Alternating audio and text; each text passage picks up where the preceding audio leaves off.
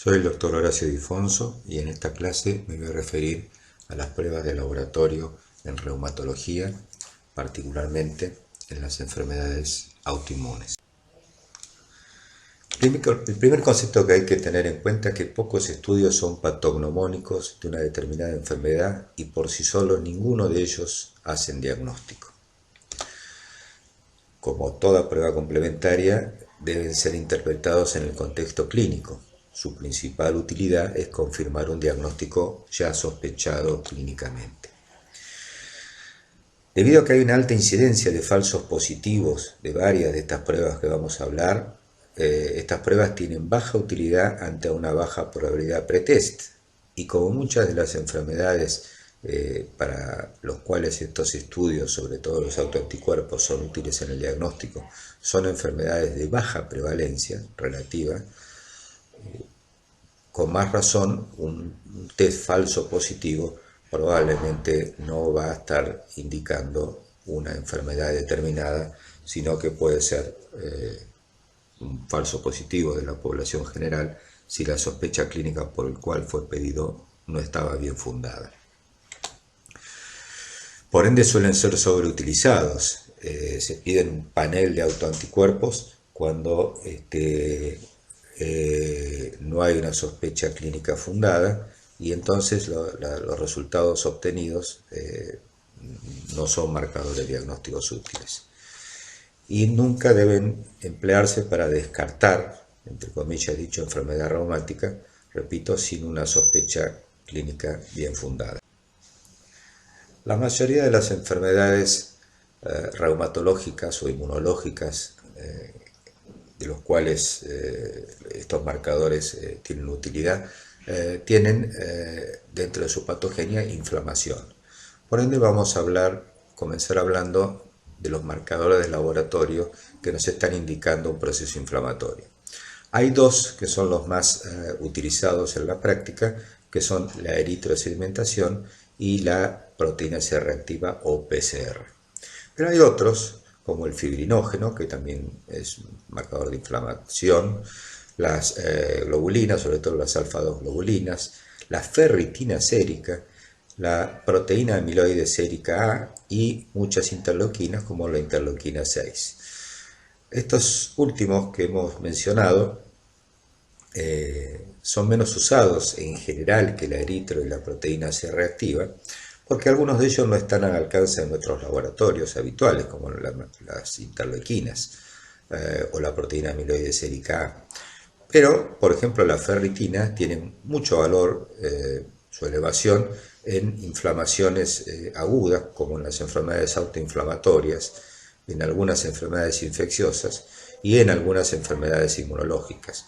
Y hoy en día la ferritina, en el contexto de la pandemia por coronavirus, también es un marcador de inflamación que se eleva en gran cuantía en los pacientes más severamente afectados por esta infección. Comenzamos con la eritrosedimentación. La eritrosedimentación refleja el incremento de la concentración plasmática de proteínas de fase aguda, especialmente el fibrinógeno, pero también las globulinas y la albúmina. Depende de la agregación eritrocitaria, tiene variaciones técnicas y es inespecífica, o sea, la eritrosedimentación, si bien cuando está muy elevada, suele ser en el contexto de algunas enfermedades con mucha inflamación, es absolutamente inespecífica porque no nos indica, no nos favorece un diagnóstico versus otro.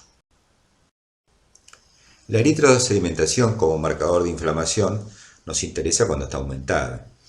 Y cualquier aumento del fibrinógeno, como ya dijimos, inflamación o infecciones, pero también muchas neoplasias y fisiológicamente en el embarazo pueden aumentar la eritrosedimentación. Los pacientes que tienen anemia, porque tienen menos masa globular, también van a tener aumentada la velocidad de sedimentación globular.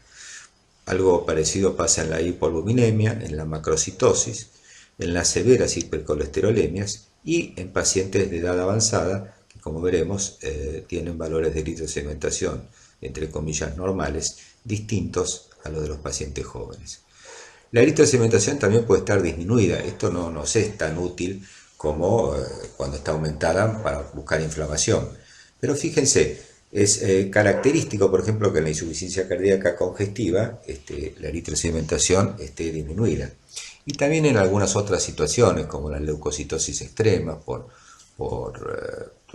leucemias o por reacciones leucemoides, en las policitemias y en otras situaciones menos frecuentes. El otro marcador de inflamación es la proteína C reactiva, PCR, que es un marcador de inflamación que se conoce hace mucho tiempo. Fíjense que fue una proteína descubierta en 1930 en pacientes con neumonía por neumococo.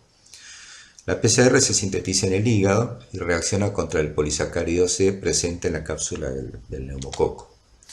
Se encuentra elevada aparte de los procesos inflamatorios, en la obesidad, en el tabaquismo, en pacientes a veces con diabetes, en la hipertensión arterial, en el sedentarismo, con el uso de anticonceptivos, en pacientes con depresión, con fatiga crónica y también en la edad avanzada.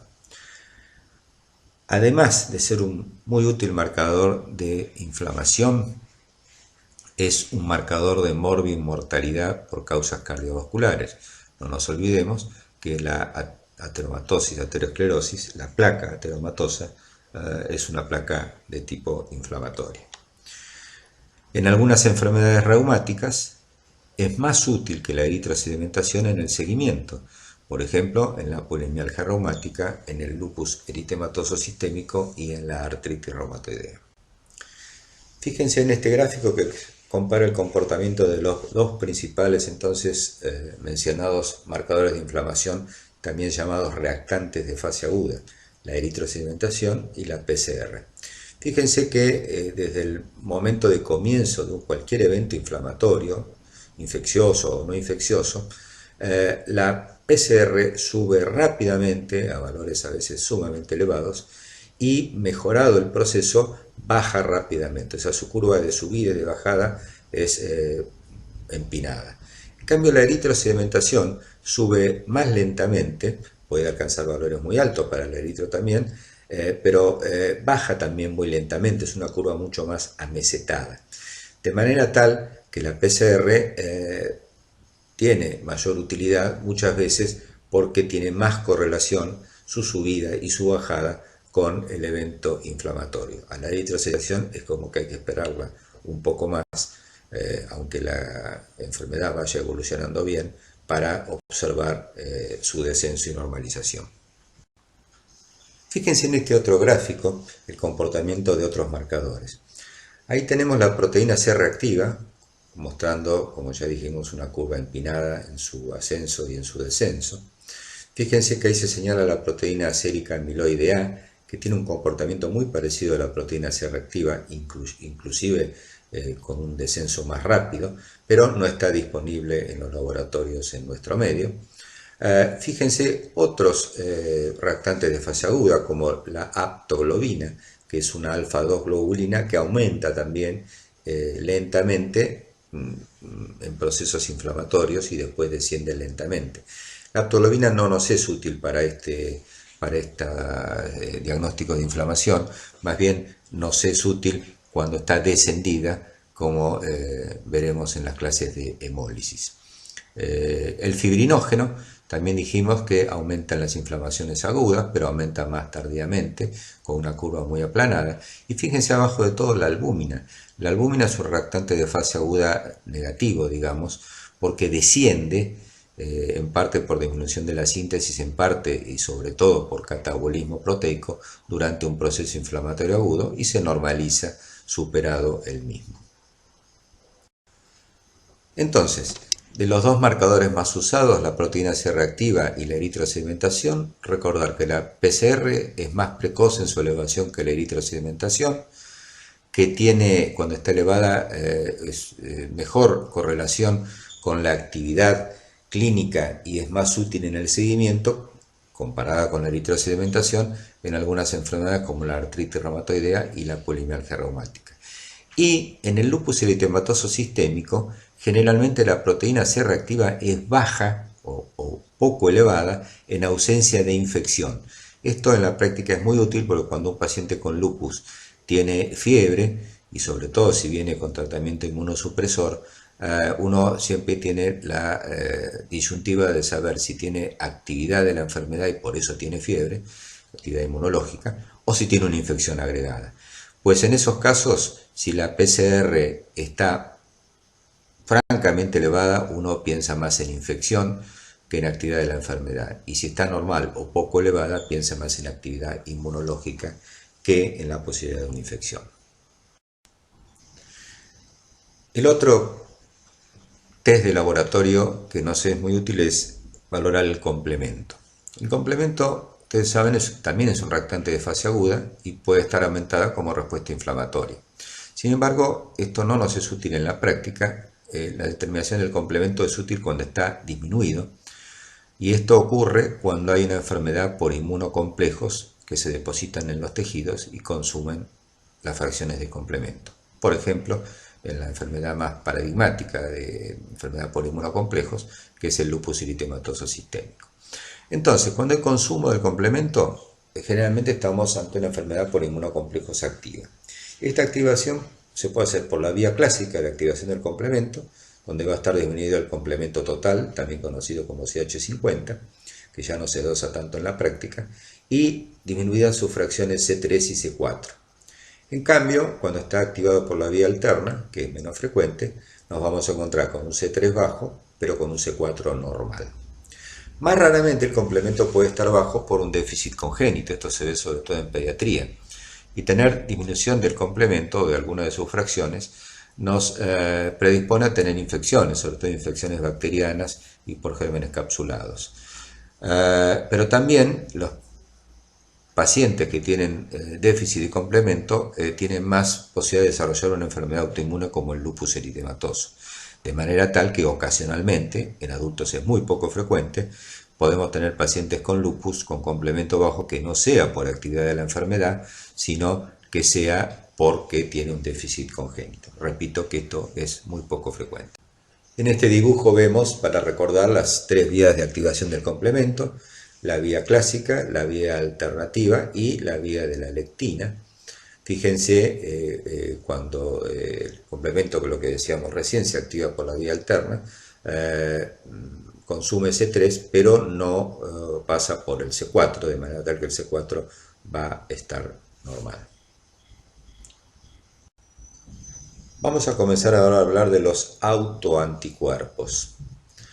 Los autoanticuerpos, cuando están positivos, nos pueden estar marcando que hay una enfermedad autoinmune responsable de manifestaciones clínicas y tenemos que individualizar cuál es, o simplemente nos puede estar marcando que hay marcadores de autoinmunidad, pero no hay, o todavía por el momento no hay, una enfermedad autoinmune desarrollada. Dentro del universo de las enfermedades autoinmunes hay enfermedades que son autoinmunes sistémicas, o sea que pueden comprometer en forma simultánea o sucesiva varios órganos o tejidos, por ejemplo, lupus eritematoso sistémico. Y hay enfermedades autoinmunes órgano-específicas, o sea que comprometen un solo tejido u órgano, por ejemplo, una tiroiditis autoinmune. En las enfermedades inmunológicas con manifestaciones reumatológicas fundamentalmente, los anticuerpos autoinmunes más utilizados son los anticuerpos antinucleares, también conocidos como factores antinucleares, factor antinuclear o FAN. Hay que saber, como decíamos al principio, que las pruebas falsas positivas de anticuerpos antinucleares son una de las causas más comunes de consultas reumatológicas. Ahora bien, como hay positividades, sobre todo a títulos bajos, de estos autoanticuerpos en la población general, el valor predictivo positivo de un anticuerpo antinuclear positivo en población general es solo del 10%.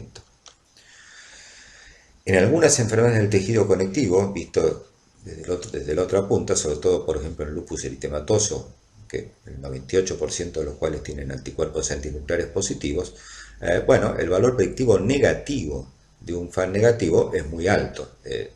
Digamos, si uno está pensando en esa enfermedad y es negativo, reiteradamente y en un laboratorio confiable, uno puede considerar la posibilidad de un lupus FAN negativo o que realmente no se trate de esa enfermedad. Si la clínica en esos casos lo indica, hay que repetirlo y, como dijimos, en un pequeño porcentaje, menos del 5%, puede ser positivo y no descarta una enfermedad del tejido conectivo. Bueno, ¿qué son estos anticuerpos antinucleares o FAN? Son anticuerpos dirigidos contra diferentes antígenos, sí, nucleares, pero también algunos antígenos están localizados en el citoplasma. Actualmente se emplean para su determinación en el laboratorio líneas celulares humanas, las más conocidas es una que se llama HEP2. Se utiliza la inmunofluorescencia indirecta para detectarlos, para titularlos y para determinar qué patrón de positividad de la inmunofluorescencia tiene. Estos patrones son varios, los más comunes son el homogéneo, el periférico, el moteado, el nuclear y el anticentrómero. Repito, son los patrones de positividad en la inmunofluorescencia indirecta, pero hay que conocer, hay que saber y recordar que existe superposición entre los distintos patrones de la inmunofluorescencia y la especificidad entonces de cada uno de estos patrones para diferenciar enfermedades entre sí es pobre. Dijimos que había falsos positivos de estos autoanticuerpos en la población general. Fíjense, a título muy bajo, 1 en 40, el 30%, un poquito más, puede ser positivo. En 1 en 80 ya baja bastante, al 13%. 1 en 160, 5%, 1 en 320, 3%. Entonces, en general, el título que uno considera significativo es a partir de 1 en 160. Pero hay que tener cuidado con esto porque enfermedades como el lupus eritematoso sistémico pueden tener títulos como 1 en 80. Y es más, en criterios muy recientes del lupus eritematoso se lo considera positivo a partir de 1 en 80. Sea de 1 en 80 o 1 en 160, hay que saber que un porcentaje de la población general puede tener otros anticuerpos positivos. Y volvemos al inicio. Si la sospecha de enfermedad clínica, lupus u otra enfermedad autoinmune, no está bien fundada, esa positividad puede ser un falso positivo. Acá en estas fotos ustedes pueden ver algunos de los patrones de la inmunofluorescencia. Y fíjense, el patrón periférico o en anillo en general son anticuerpos dirigidos contra el anti-ADN de doble cadena. Los patrones difusos de inmunofluorescencia son inespecíficos, generalmente proteínas nucleares de tipo histonas. Los patrones moteados están dirigidos contra algunos antígenos llamados antígenos nucleares extraíbles, como el anti-SM, que quiere decir anti-SMIT, el anti-RNP, que quiere decir ribonucleoproteína, el anti-Rho, también conocido como SSA, y el anti-La, también conocido como SSB. Y el patrón nucleolar, que en general está dirigido contra anti-ARN. Pues bien, con estos patrones entonces uno puede en general inferir cuál es el antígeno, alguno de estos que hemos mencionado. Pero no podemos, repito, diferenciar una enfermedad versus la otra, porque varias de las enfermedades autoinmunes pueden tener más de uno de estos patrones positivos y no diferenciar si estamos ante un lupus eritematoso, a una enfermedad mixta o alguna otra enfermedad del tejido conectivo. Justamente por esto, fíjense los porcentajes de positividad de los factores antinucleares en distintas enfermedades reumatológicas. Lupus eritematoso ya dijimos 97%, 98%. En el lupus inducido por drogas hay enfermedades llamadas lupus-like o lupus eritematoso inducido por algunos fármacos. Acá, por definición, como veremos posteriormente, todos los pacientes tienen que tener FAN positivo, si no, no es un lupus inducido por drogas, 100%. En pacientes con esclerodermia, más del 90%, 95, 97%, como dice ahí, tienen FAN positivo. En la enfermedad mixta del tejido conectivo, también algo más del 90%. En la poli o dermatomiositis, o sea, en las miopatías inflamatorias inmunológicas, cerca del 80%. En la enfermedad de Sjögren, que veremos en su momento, cerca del 100%, 95% son positivos, y en la artritis reumatoidea, que es una enfermedad que tiene otros marcadores, igual el 40% de ellos, de esos pacientes, pueden tener FAM positivo. Además de las enfermedades inmunológicas reumáticas que hemos mencionado recién, pueden haber anticuerpos antinucleares positivos en causas no reumáticas.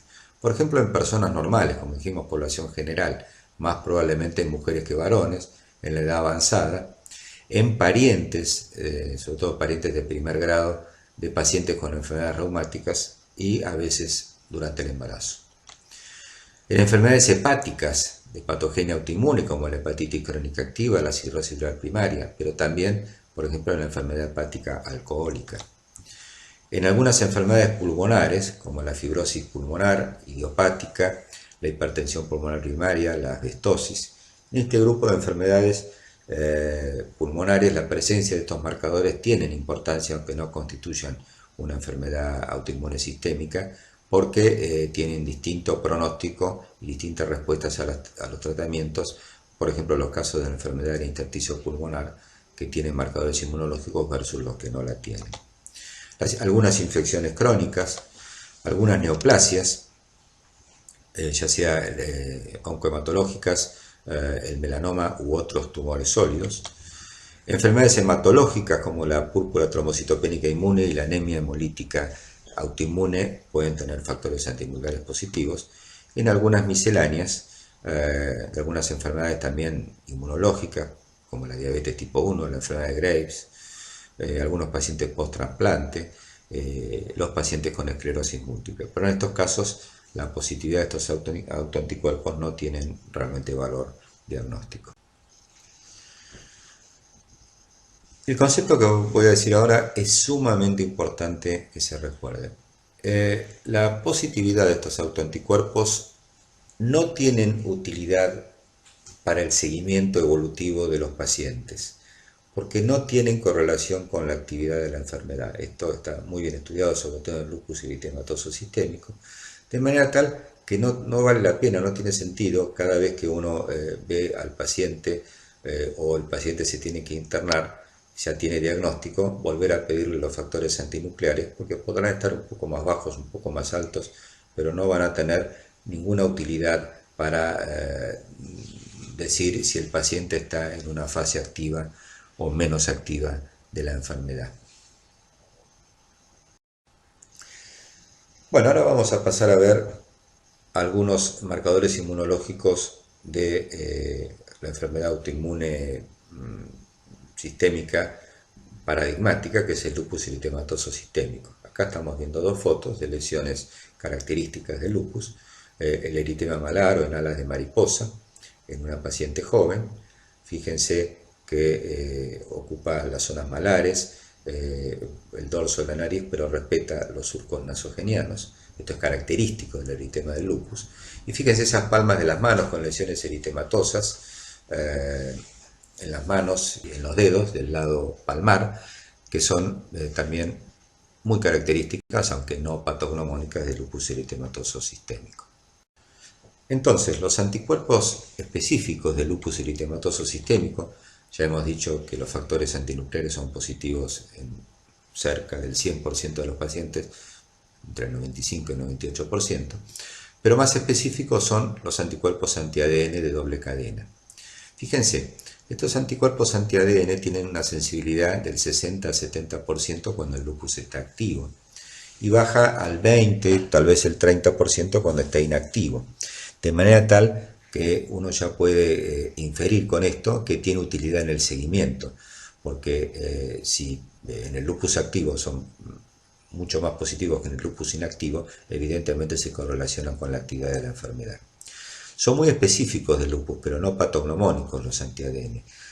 La especificidad es de alrededor del 95-98%, pero puede haber otras enfermedades con positividad de los anti-ADN, aunque con poca frecuencia. Y es muy importante recordar que la positividad de los anti-ADN de doble cadena en el lupus eritematoso es más frecuente y se asocia cuando el lupus compromete el riñón. Otros anticuerpos son los anti-SMIT, que pertenece pertenecen a los antígenos nucleares extraíbles. El anti-SM, fíjense, tiene una sensibilidad baja, solamente el 20 a 30% de los pacientes con lupus lo tienen positivo, pero tiene una especificidad del 100%, de manera tal que ante una enfermedad autoinmune con sospecha de lupus eritematoso, la positividad del anti-SMIT prácticamente hace diagnóstico de que efectivamente es un lupus eritematoso sistémico, no sería positivo en otra enfermedad. Y algo parecido pasa con otro autoanticuerpo que es el antirribosoma P o antirribosomal P, que tiene una sensibilidad parecida al anti-SMIT, un poquito menor, 15 a 20%, y también tendría una especificidad del 100%. Y la particularidad de este autoanticuerpo en el lupus es que es más frecuentemente positivo en lupus con manifestaciones neuropsiquiátricas. Esto puesto entre signos de interrogación porque no es aceptado por todos los expertos, pero en general uno ve que los pacientes con lupus que tienen manifestaciones más bien psiquiátricas que neurológicas, con más frecuencia tienen antirribosomal P positivo.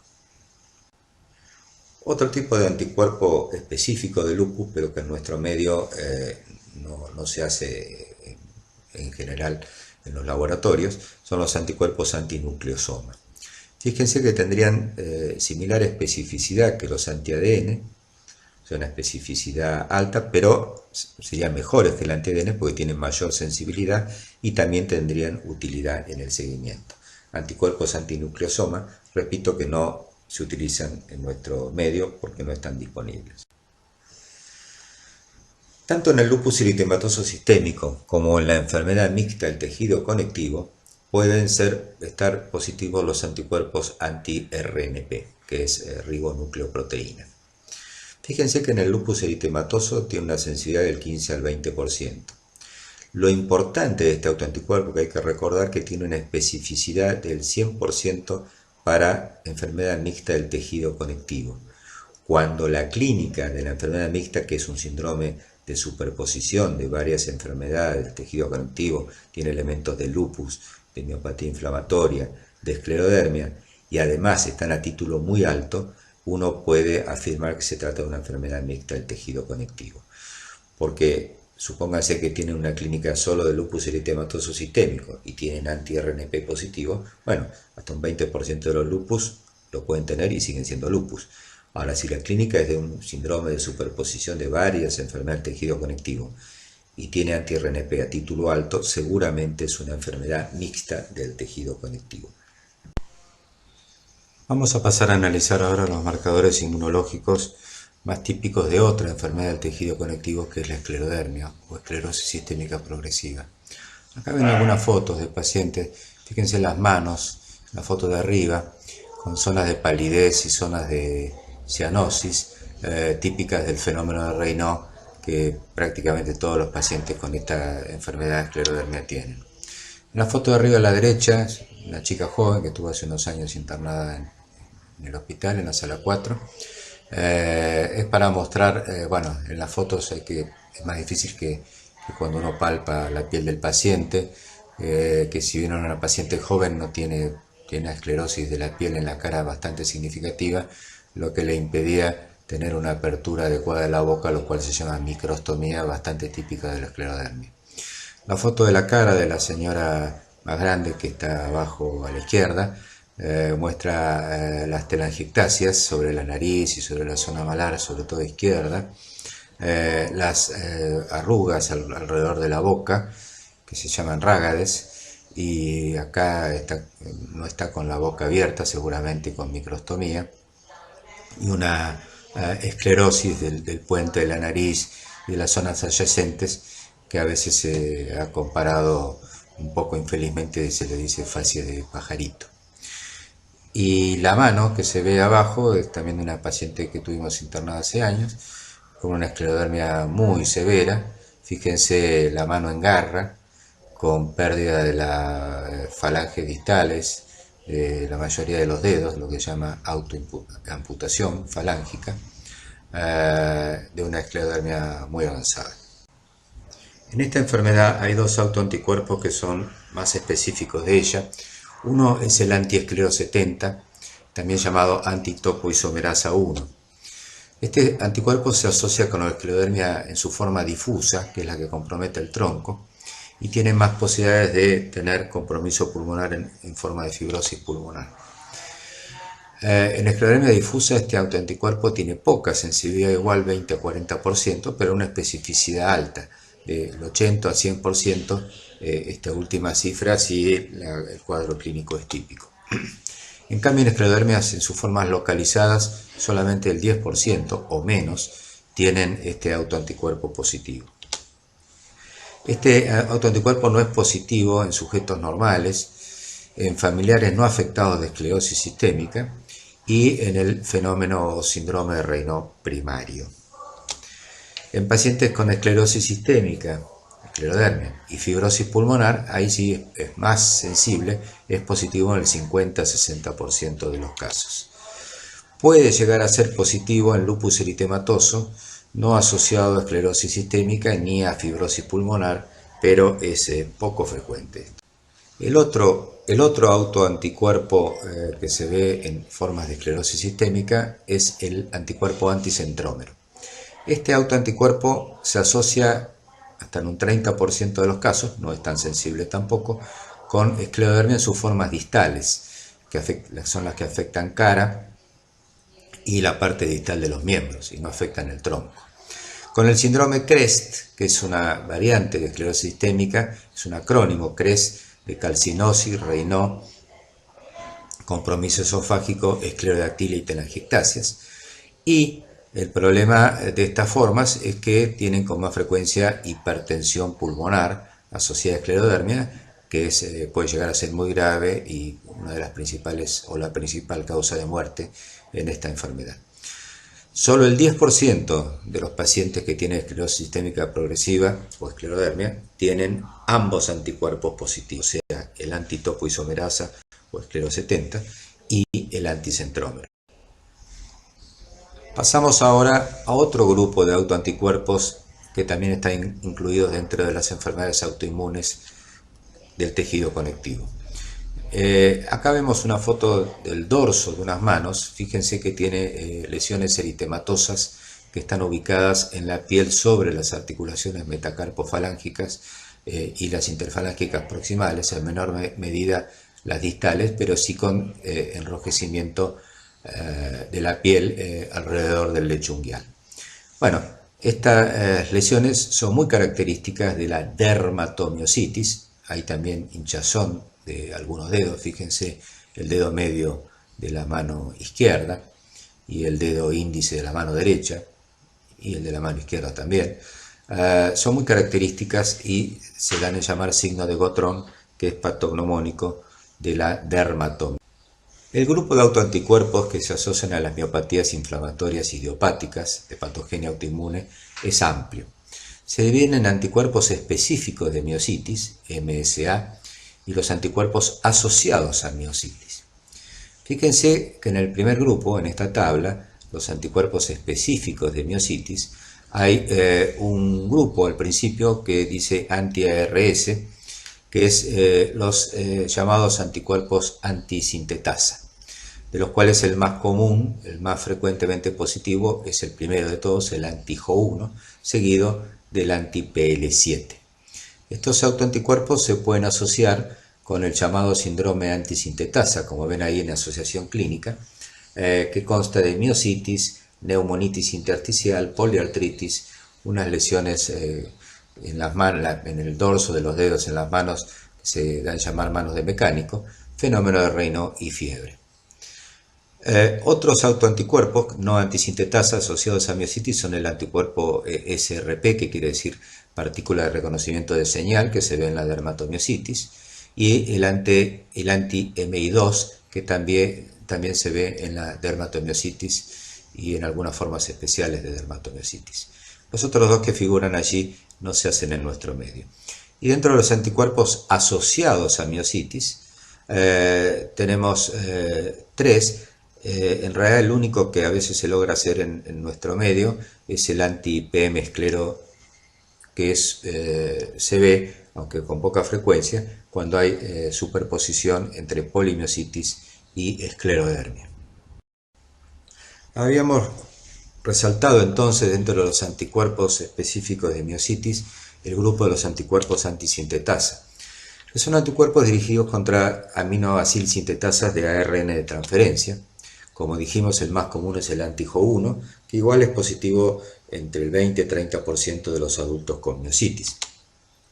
Cuando la polimiositis se asocia con enfermedad del intersticio pulmonar, en cambio es positivo en el 60-70% de los casos, porque como dijimos, la positividad de este autoanticuerpo se asocia con el compromiso intersticial pulmonar en estas miopatías inflamatorias. Estos anticuerpos además tienen estrecha correlación con la actividad de la enfermedad, o sea, son útiles en el seguimiento. Y como dijimos antes, se pueden asociar con el síndrome completo antisintetasa, que como dijimos es una miopatía inflamatoria que puede ser polio, dermatomiositis, enfermedad del intersticio pulmonar, fenómeno de Raynaud, artritis, fiebre y la lesión conocida como manos de mecánico. Acá tenemos fotos de dos elementos del síndrome antisintetasa, las llamadas manos de mecánico, que son lesiones como ven ahí en el borde lateral de los dedos, puede ser de alguno de los dedos o todos ellos. Son lesiones hiperqueratóxicas, resecas, con erosiones, que se comparan manos de mecánico con el trabajar con las manos con traumatismo reiterado o con el uso de sustancias abrasivas. Y en el corte tomográfico de abajo se ve un compromiso del intersticio pulmonar bastante marcado en un paciente con síndrome antisintetasa. Otra entidad que tiene autoanticuerpos que le son en algunos casos característicos es el síndrome de Sjögren o la enfermedad de Sjögren. Lo veremos en su respectiva clase, pero bueno, la enfermedad de Sjögren es primaria, o sea, no se asocia con ninguna otra enfermedad reumática y tiene sus propias manifestaciones. Uno puede tener las mismas manifestaciones de la enfermedad de Sjögren, pero asociadas a otra enfermedad reumática. Lo más común es con artritis reumatoidea, pero también puede ser con lupus eritematoso o con otras. Pues en el síndrome de enfermedad de Sjögren, la mayoría de los pacientes también tienen factores antinucleares positivos. Ahora, hay dos autoanticuerpos que son el anti-Ro, también conocido como SSA, y el anti-La, como SSB. Ambos autoanticuerpos tienen su sustrato antigénico en el citoplasma, aunque pertenecen al universo de los anticuerpos antinucleares. Fíjense que el anti-Ro es el más frecuentemente positivo. Según la fuente que ustedes consulten, puede ser entre el 40 y el 80%. La verdad que nada menos que la mitad o el doble. Pues la cifra es mucho más alta cuando se trata de una enfermedad de Sjögren, o sea, la forma primaria, y más baja cuando es el síndrome de Sjögren. El anti-La es mucho menos frecuente que el anti-Ro. Pueden ser los dos positivos, lo que es muy poco frecuente que sea el anti-La positivo con anti-Ro negativo. Bueno, por lo demás, el factor reumatoideo, aun cuando no tenga artritis reumatoidea, es positivo en un buen porcentaje de los pacientes. Lo mismo que otros autoanticuerpos con otros sustratos, y puede tener también disminución del complemento y de su fracción C4. En este cuadro ustedes podrán ver que se engloba más o menos lo que estuvimos viendo, de acuerdo a la sospecha clínica, si es lupus, si es un Sjögren, si es esclerosis sistémica, si es miositis o si tiene un síndrome de superposición con varias de estas enfermedades. El patrón de los anticuerpos antinucleares, cuál es más frecuente en cada una de estas entidades. Recuerden que el patrón del anticuerpo antinuclear no puede hacer diagnóstico per se de cuál es la entidad, pero sí sospechar el sustrato antigénico. Fíjense que, por ejemplo, para tomar un ejemplo, en la esclerosis sistémica, el esclero 70 puede adoptar un patrón homogéneo o un patrón moteado, que en el lupus eritematoso el patrón moteado puede ser un anti-Smith o un anti-Ro o un anti-La, y el patrón homogéneo puede ser anti-ADN, puede ser anti-Smith también, o puede ser antihistonas. Como ven, hay bastante superposición entre los patrones, como habíamos dicho antes, entre ellos y entre las enfermedades que dan FAM positivo. De manera tal, y haciendo un algoritmo bastante simplificado, fíjense que si uno tiene sospecha de alguna enfermedad del tejido conectivo, Lo primero que debería uno utilizar o solicitar, perdón, en lugar de solicitar todo el patrón de autoanticuerpos, que a veces se denominan reumatogramas o colágenogramas, que tampoco sabemos cuántos y cuáles incluyen, sería solicitar los anticuerpos antinucleares, que en el caso de ser positivos, bueno, y de acuerdo a la sospecha clínica, si sospechamos lupus, esclerodermia, enfermedad mixta o Sjögren, pediremos los otros autoanticuerpos que le dan más caracterización a cada una de esas entidades. En el caso del lupus, el anti-ADN, el anti-SMIT, el complemento total C3 y C4. Si sospechamos esclerodermia, bueno, el esclero 70 y el anticentrómero serían los anticuerpos que debemos pedir. Si sospechamos una enfermedad mixta del tejido conectivo, los antirribonucleoproteína. Y si sospechamos un Sjögren, anti-RO y anti-LA. Repito que esto es una simplificación, pero el mensaje es que no en todo paciente, en todos los pacientes que uno sospecha una enfermedad autoinmune, hay que pedir todo el panel de estos autoanticuerpos que mencionamos y otros más que también hay, porque no tiene sentido y, como dijimos muchas veces, ciertas positividades nos van a confundir más que ayudar en el diagnóstico. Tiene que ser, como todo examen de laboratorio, pedido específicamente lo que queremos buscar de acuerdo a la sospecha clínica. Pasamos ahora a analizar los marcadores de laboratorio de otra enfermedad reumática sumamente importante que no pertenece al grupo de las enfermedades del tejido conectivo, y me refiero a la artritis reumatoidea. El marcador de laboratorio más antiguo, todavía por supuesto muy útil, es el factor reumatoideo. El factor reumatoideo, como muestra el dibujo, se trata de una inmunoglobulina M de tipo monoclonal que se dirige y se une a la región FC de una inmunoglobulina G. Hay distintos métodos de detección, desde los más antiguos como la aglutinación, más modernamente la nefelometría y el test de ELISA para su detección. Entonces, el factor reumatoideo es una inmunogama M unida a una inmunoglobulina G. El factor reumatoideo tiene una sensibilidad en la artritis reumatoidea del 80%. Quiere decir que hay un grupo de pacientes minoritarios con artritis reumatoidea menor al 20% que son serológicamente negativos. Tiene una especificidad alta para artritis reumatoidea del 80 a 90%, pero quiere decir que hay pacientes y hay enfermedades que tienen el factor reumatoideo positivo y a veces a título alto y no son artritis reumatoidea. Fíjense que en los primeros 3 meses de comienzo y quizás hasta los primeros 6 meses del comienzo de los síntomas de una artritis reumatoidea, la sensibilidad es mucho más baja, es solo del 30%.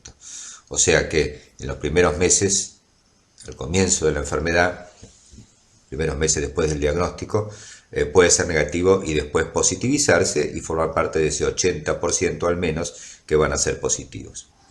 La sensibilidad es algo más baja en la artritis reumatoidea del anciano y en mujeres comparada con varones. Les decía que el factor reumatoideo no es exclusivo de la artritis reumatoidea. Fíjense su prevalencia en otras enfermedades reumáticas, como ya dijimos en la R hasta el 90%. Lupus eritematoso, fíjense, 15, 30, 35%. Fíjense en el síndrome de Sjögren, es uno de los que más positivo tiene el factor reumatoideo.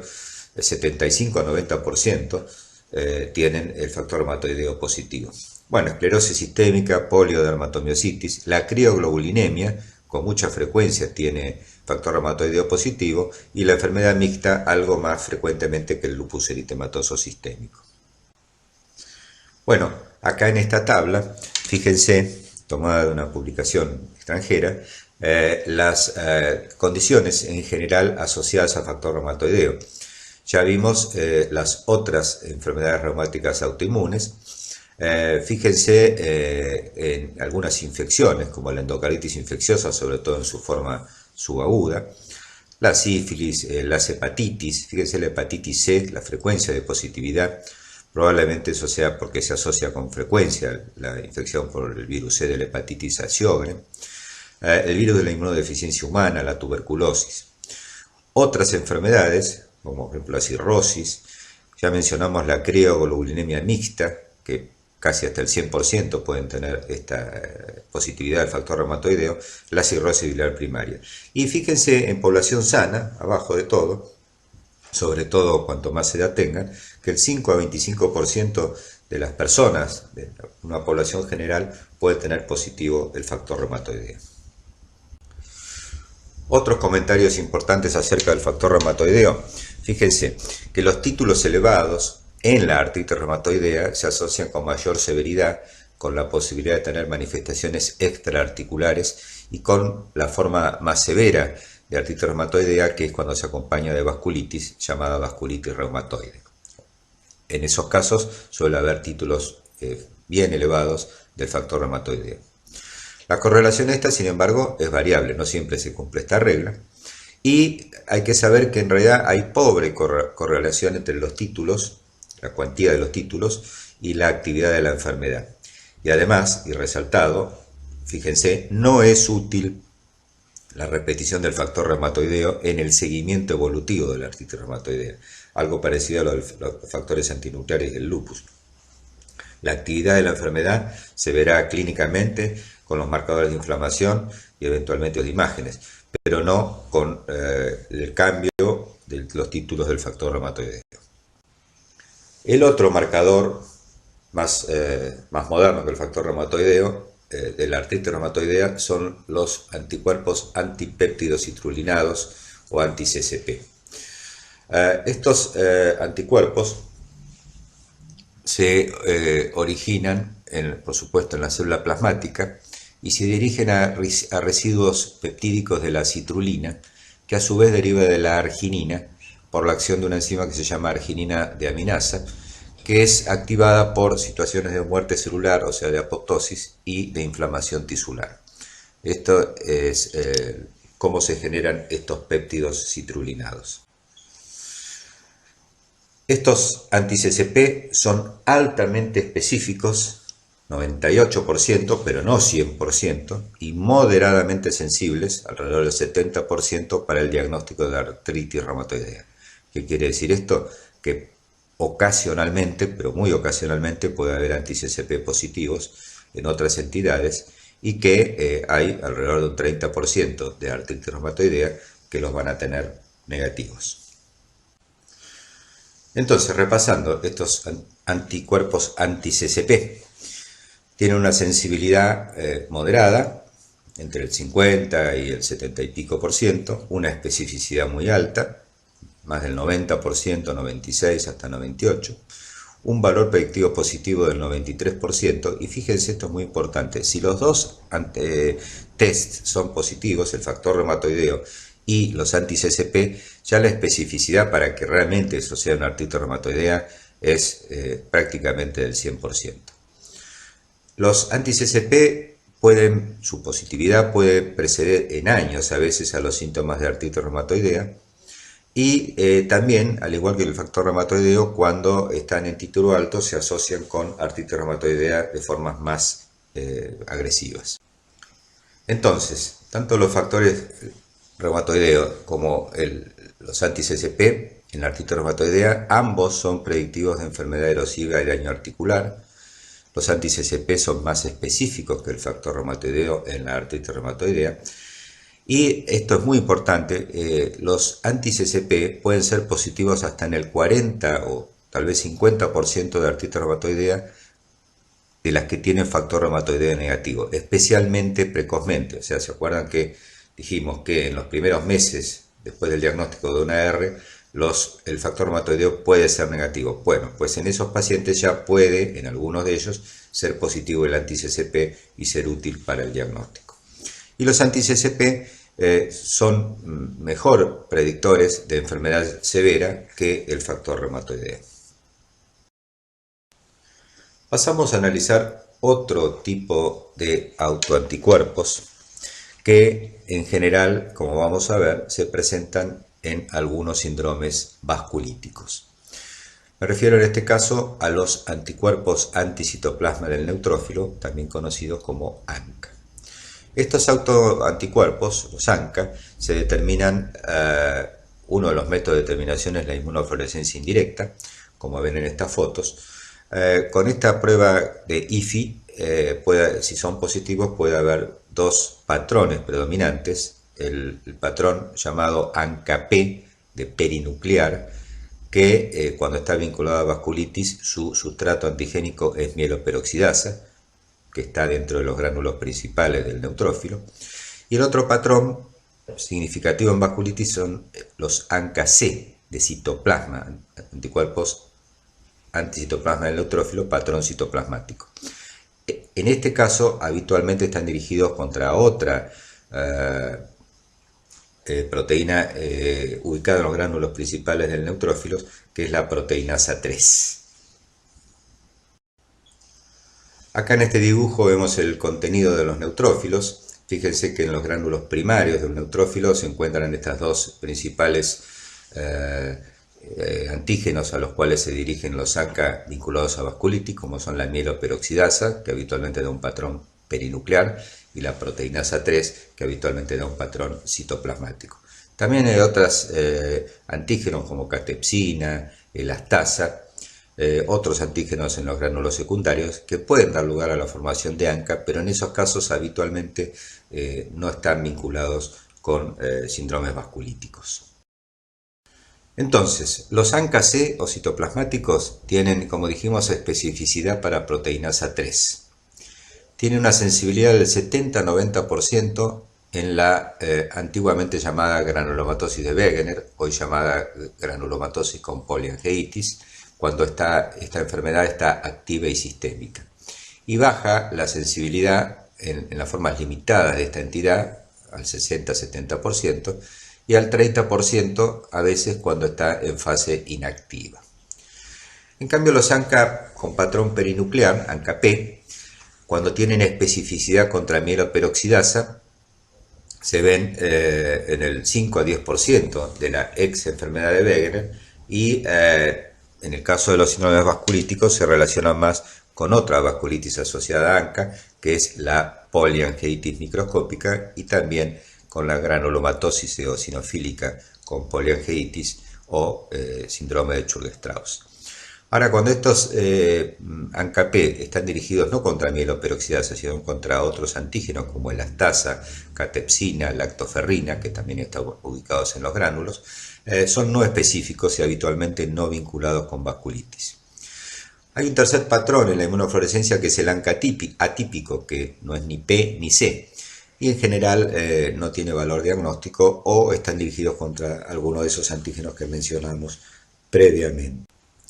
Dijimos entonces que una de las formas de detectar y determinar los ANCA es mediante la inmunofluorescencia indirecta, con la cual solo podemos determinar el patrón de la inmunofluorescencia y su título. Para determinar el sustrato antigénico, si se dirigen a proteinasa 3 o a mieloperoxidasa, que son los más importantes antígenos relacionados con vasculitis, se debe utilizar otras técnicas, que básicamente es el test de ELISA. Fíjense en esta diapositiva, de acuerdo a un consenso antiguo, hacia la izquierda lo pueden ver, de 1999, se recomendaba utilizar primero la inmunofluorescencia, determinar si eran positivos, y después el test de ELISA para determinar su especificidad.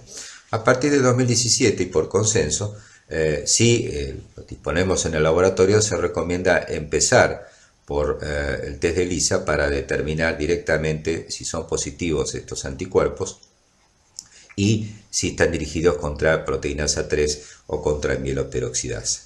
En el caso de ser negativos, bueno, se puede allí hacer la inmunofluorescencia. También se pueden pedir de los dos métodos simultáneamente, aunque incrementa los costos. La inmunofluorescencia sería un poco más sensible que el test de ELISA, pero por supuesto es muy importante en la actualidad saber realmente la especificidad de los ANCA, porque el fenotipo de las enfermedades vasculíticas es bastante diferente si se dirigen a proteinasa 3 o se dirigen a mieloperoxidasa. Fíjense acá entonces, según el patrón de la inmunofluorescencia de los ANCA, ANCA-C, antiproteinasa 3, ANCA-P, antimieloperoxidasa, y la prevalencia según la enfermedad. En la ex enfermedad de Wegener, ya dijimos, ANCA-C 70-95%, sobre todo en su forma sistémica y activa. En el síndrome de Churg-Strauss puede estar en cerca del 30% de los casos y en la poliangitis microscópica 20 a 30%. Ahora fíjense los ANCA-P. En las glomerulonefritis con semilunas, pausimunes idiopáticas se encuentran en el 65-70%. En la poliangitis con granulomatosis eosinofílica, que es el síndrome de Churg-Strauss, 30-60%, en general 40-50%. En la poliangitis microscópica, en general cerca del 60% son positivos, y en la poliangitis con granulomatosis, ex enfermedad de Wegener, en el 10 a 20-25%. Estos anticuerpos ANCA también pueden verse positivos en enfermedades no reumáticas. Por ejemplo, pueden ser disparados su positividad por algunos fármacos, como algunos antibióticos, penicilina y derivados, el alopurinol, las sulfas, quinolonas, por diuréticos tiacídicos, por la fenitoína, que es un anticonvulsivante, el propiltiuracilo, que es una droga antitiroide, por algunas drogas de uso ilícito, sobre todo la cocaína. El tema de la cocaína es un poco más complicado porque la cocaína puede provocar, entre muchas otras manifestaciones, síndromes vasculíticos. Y estos pueden ser de dos tipos. Pueden asociarse a ciertas otras drogas que se utilizan, los dealers, los proveedores de esta droga para venderla, como el levamisol, que provoca, no es la cocaína, sino el levamisol, un tipo especial de vasculitis. Por otro lado, la cocaína puede inducir la formación de ANCA, ANCAs atípicos, generalmente dirigidos contra elastasa, y a veces puede pasar que lesiones propias de la cocaína, son fundamentalmente isquémicas, en la zona de la cocaína inhalada, en pacientes que además tengan estos ANCA positivos, puede prestarse el diagnóstico diferencial entre que todas las lesiones sean por cocaína o que el paciente tenga una granulomatosis con poliangiitis. Algunas infecciones, como la endocarditis infecciosa, puede disparar la formación de ANCA, el virus de la inmunodeficiencia humana, la tuberculosis, la lepra y algunas otras. Entonces, recordar que cuando tenemos ANCA positivos, probablemente estemos ante una enfermedad de tipo vasculítica, sobre todo si la especificidad es contra mieloperoxidasa o contra proteinasa 3. Pero también recordar que puede haber otras situaciones con ANCA positivo que no son síndromes vasculíticos. Por lo tanto, y como siempre insistimos, y como con cualquier estudio diagnóstico, pero mucho más con estos laboratorios de enfermedades de prevalencia más bien baja, tenemos que considerar cuándo debemos solicitar los ANCA. Bueno, acá hay una lista de la mayoría de las situaciones clínicas que ameritan considerar que pueda tratarse una vasculitis asociada a ANCA. Como las glomerulonefritis, sobre todo en su forma extracapilar pausoinmune, se denominan vasculitis limitadas al riñón si no tienen manifestaciones sistémicas. Los síndromes de hemorragia alveolar y los síndromes que combinan hemorragia alveolar con glomerulonefritis de rápida evolución, que se llama el síndrome pulmón-riñón. Los pacientes que tienen nódulos pulmonares múltiples, que a veces parecen metastásicos y resulta que son granulomatosis con poliangiitis. Los pacientes que tienen mononeuritis múltiple o polineuropatía. A propósito de la mononeuritis múltiple, que la veremos en la clase de neuropatías periféricas, conviene recordar en este momento que la causa por lejos más frecuente de esta forma de neuropatía periférica es la diabetes mellitus, que por supuesto es muchísimo más prevalente que los síndromes vasculíticos. Pero si uno diagnostica una mononeuritis múltiple en un paciente que no tiene diabetes, probablemente, aunque hay otras causas, se trate de una vasculitis. Bueno, ante lesiones de vasculitis en la piel, vasculitis cutánea con manifestaciones sistémicas, problemas oculares como la escleritis o periescleritis o la presencia de masas retroorbitarias, la enfermedad destructiva crónica de la vía aérea superior como perforación del tabique nasal, sinusitis crónicas agresivas, otitis medias agresivas, pueden ser granulomatosis con poliangiitis. Las estenosis en la región subglótica Pueden ser por cáncer, pueden ser por tuberculosis, pero es una localización muy predilecta de la granulomatosis con poliangiitis. Y como ya dijimos antes, las sinusitis y otitis crónicas, sobre todo con necrosis y destrucción de tejidos, también pueden ser granulomatosis con poliangiitis y ameritan, entre otras cosas, solicitar los ANCA. Ya hemos mencionado que la positividad de los ANCA puede estar presente en enfermedades que no sean vasculitis. Fíjense, trastornos gastrointestinales, como enfermedad inflamatoria, enfermedades hepáticas, infecciones, ya mencionamos, la endocarditis, la tuberculosis, la malaria también. Ya mencionamos algunas drogas. Aquí fíjense, abajo la última droga mencionada es el levamisol, que originalmente es un antiparasitario, pero que se utiliza bastante para lo que los traficantes llaman cortar la cocaína y produce un tipo especial de vasculitis, a veces con ANCA positivo. Y dentro de las enfermedades autoinmunes, fíjense que la artritis reumatoidea, el lupus y la enfermedad antimembrana basal glomerular pueden dar positividad de los ANCA.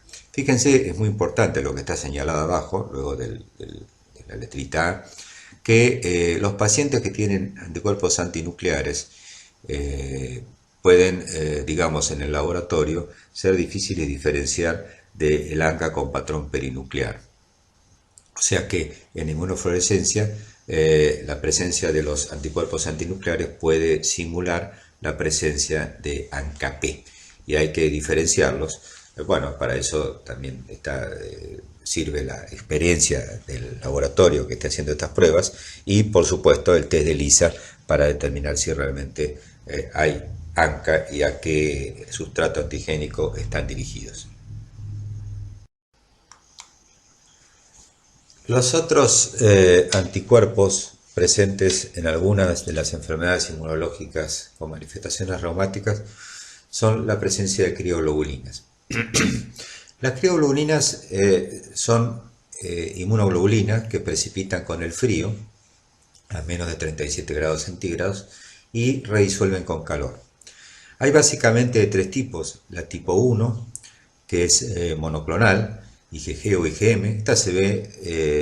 Estas crioglobulinas tipo 1 se ven en algunas discrasias de células plasmáticas que elaboran inmunoglobulinas, algunas de las cuales se comportan como crioglobulinas. La tipo 2 o crioglobulinemia mixta, esta es la que se puede asociar con síndromes vasculíticos. Su causa más común es la infección por el virus C de la hepatitis, y antes se llamaba crioglobulinemia mixta esencial hasta que se supo que la enorme mayoría estaban vinculadas con esta infección. Está compuesta por una inmunogama M, que es monoclonal, que se une a una inmunoglobulina G policlonal.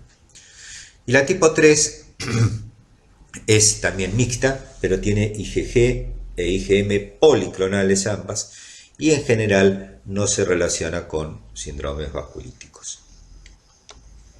Fíjense acá en los dibujos de la tipo 1, de la tipo 2 y de la tipo 3. Y también hay que recordar que estas crioglobulinas se generan por la expansión clonal de células B estimuladas por trastornos linfoproliferativos, infecciones crónicas o trastornos autoinmunes, que es los que nos estamos refiriendo en esta clase.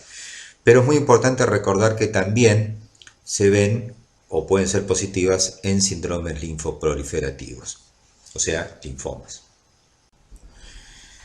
En este cuadro vemos las causas más frecuentes y aquellas causas menos frecuentes y las raras de la crioglobulinemia. Fíjense, y recuadrada en infecciones, el virus C de la hepatitis, que habitualmente da una crioglobulinemia mixta o de tipo 2. Fíjense en las enfermedades autoinmunes, la que más se asocia con crioglobulinemia es el síndrome de Sjögren, pero también se puede ver en el lupus, en la artritis reumatoidea y como causas infrecuentes en varias de las otras entidades, como la esclerosis sistémica, el síndrome antifosfolípido, las miopatías inflamatorias y las vasculitis asociadas a ANCA. En enfermedades neoplásicas, sobre todo linfomas de fenotipo B y en la discrasia de células plasmáticas como el mieloma múltiple. Y otras causas misceláneas menos frecuentes, fíjense ahí figuran medicaciones, la cocaína, algunas donaciones, etc. Bueno, en esta clase hemos revisado entonces desde el punto de vista de las pruebas de laboratorio cuáles son las más frecuentes y las más útiles para el diagnóstico y eventualmente el seguimiento evolutivo de las enfermedades autoinmunes localizadas o sistémicas con manifestaciones de tipo reumático. Como siempre, y para reafirmar el concepto, todas estas pruebas de laboratorio tienen que ser siempre solicitadas con una sospecha clínica fundada y luego sus resultados correlacionados con la clínica. No deben ser interpretadas como valor absoluto prácticamente ninguna de ellas.